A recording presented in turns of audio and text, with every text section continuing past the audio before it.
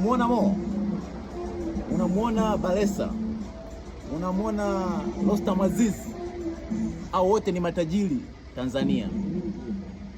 Ila ukifuatilia matajiri wakubwa, ukifuatilia matajiri wakubwa hapa Tanzania ni rangi nyeupe, na ukifuatilia maisha yao tangia wanakuwa ni kuna mifumo ambao wazazi wao waliwapa.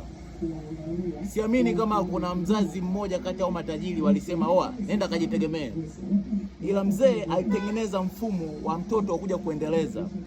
Angalia Mo Dewji, angalia watoto wa Balesa, angalia watoto wa Rostam Aziz. Usiangalie kwa upande mbaya, angalia kwa upande mwema. So kuna kitu cha kujifunza sisi rangi nyeusi, dark skin.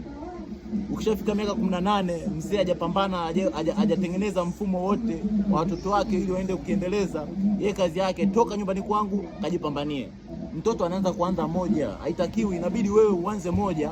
Ukifika 10 mtoto aendelee 12, aendelee 13, aendelee 14. So that is a very big problem ambao ni ngumu sana tukifika kwenye level za hao wazee. Lakini Rostam, lakini Mo Dewji. Yaani hizi